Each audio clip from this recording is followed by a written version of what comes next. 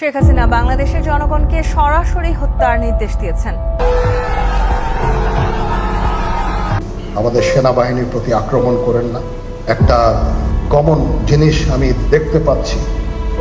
আমি লীগ করি, আমি মরণ পর্যন্ত আমি লীগ করব। আমি শেখ হাসিনার লোক।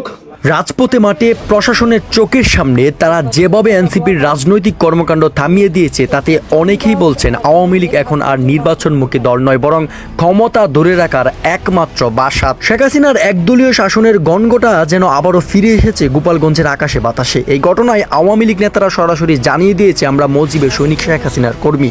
যারা গোপালগঞ্জে এসে রাজনীতি করতে চায় তাদের আগে এই মাটির ভাষা শিখতে হবে। এনসিপিকে উদ্দেশ্য করে হুঁশিয়ারি করে তারা বলেছেন, এই দেশে শেখ হাসিনার আদর্শ বিরোধী কোনো রাজনীতি টিকবে না। নাম ধরে বলি, নাহিদ ভাই, আসিফ ভাই, হাসনাত ভাই, সাজিদ ভাই, যারা যারা আছেন পিঠের চামড়া থাকবে না।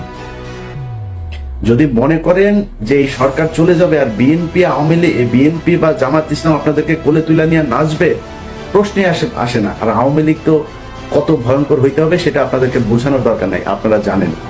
দেশ তো এমনি অচল হয়ে গেছে, সামনে তো আরো অচল হয়ে যাবে। আমাদের মতন রিকশালারা, গরিব দুঃখী মানুষের বর্তমানে যে একটা চলতে যে সমস্যা, যে একটা পরিস্থিতি, যে চালায় সে বসতে আছে। এই বক্তব্য শুধু রাজনৈতিক বার্তা নয়, এটা যেন এক পরোক্ষ ঘোষণা। গণতন্ত্র নয় বরং একচ্ছত্র আধিপত্য এখন আওয়ামী লীগের একমাত্র অবস্থা। রাজনৈতিক বিশ্লেষকরা বলছেন, গোপালগঞ্জে সাম্প্রতিক ঘটনায় প্রমাণ করে আওয়ামী লীগ আবারও ফিরে যাচ্ছে 2013-14 সালের সেই দমন নিপীড়নের যুগে, যখন ভিন্নমত মানেই ছিল শত্রুতা। আর এবার তারা শুরু করলো নিজ ঘর থেকেই, গোপালগঞ্জ থেকেই। রাজনীতি নয়, ক্ষমতার খেলা এখন চলছে রাজপথে।